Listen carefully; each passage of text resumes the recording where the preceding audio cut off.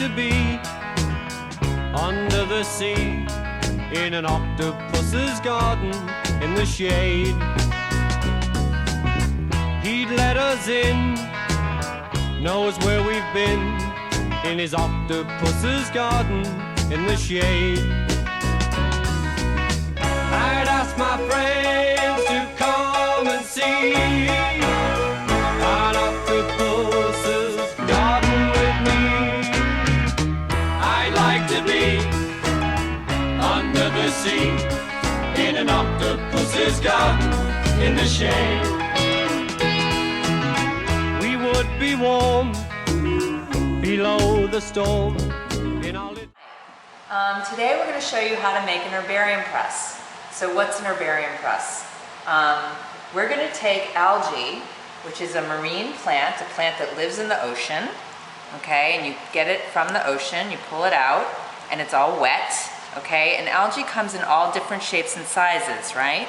So here's some algae that's very three-dimensional, has a lot of different blades on it, coming from all different directions.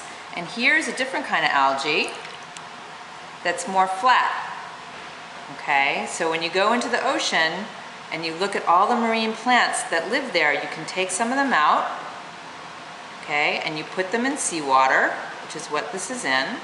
And then we're going to show you how you press them onto a piece of paper so that they are preserved forever, so you can always have them and collect them. And these are examples of presses that have been made where the algae has dried out onto a piece of paper, and they're beautiful pieces of artwork. And you can frame them and you can put them on your wall, or you can put them in a big folder and have a collection of them. And you can do this with plants that live on the land also, but we're going to show you how to do it with plants that live in the ocean, which are special because they're wet. So we have to have a special way of making them into this beautiful product. And we're going to show you how to do that. in an octopus's garden. So you put algae on a special paper called herbarium paper. And this is what is going to be the final product, where you're going to have your dried piece of algae on this special paper, which you can get online. Then we have to have something that's going to put on top of the algae that's not going to stick to it. So you can get what's called tulle, which is just at an arts and crafts store, which will not stick to it, or ordinary wax paper that you can get in the grocery store. So either one of those things can go right on top of the algae, and it won't stick to it when it's drying. And then you need something that's going to absorb the excess water.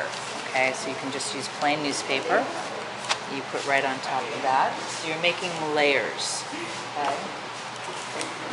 And then you can use anything that's more of a hard piece of paper, like construction paper, or this is called blotting paper, but any kind of thick absorbent paper would work. And that's the next layer. And then if you're going to make a lot of presses at once, you would start the whole thing over with another piece of special herbarium paper. And then in the end, you're going to have just a plain piece of cardboard, and that's going to give it some structure so it doesn't fall apart. And that will go on top. And then you put your other piece of wood on top of that, or a book, or whatever you're going to use to press it down and make it really tight. And then to keep it together from not moving apart, you can use a strap, you can use rope, you can use string, but something that's going to be able to tie around the press really tight.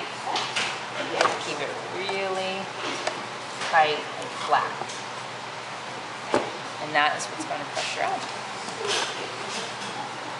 Okay, the first thing you have to do is clean off your algae. Okay, so you can take off little pieces of dirt, make it nice and look nice. The fresher the specimen you have, the better, so it will look nicer. Okay. You can use a dropper, some water, just kind of clean it off a little bit.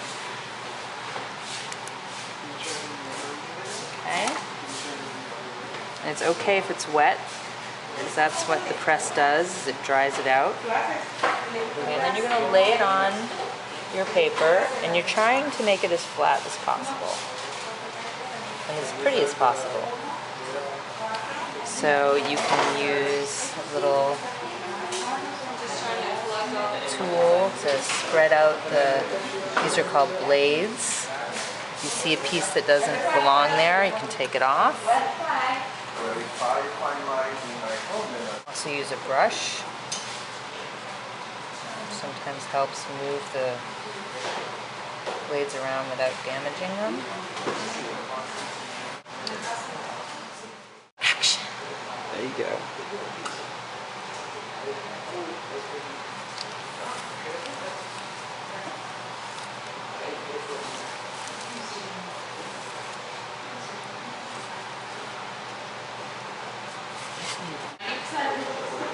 So this is kind of fun because you can make your own design with your algae. Make it look like whatever you want it to. Take out pieces that don't belong.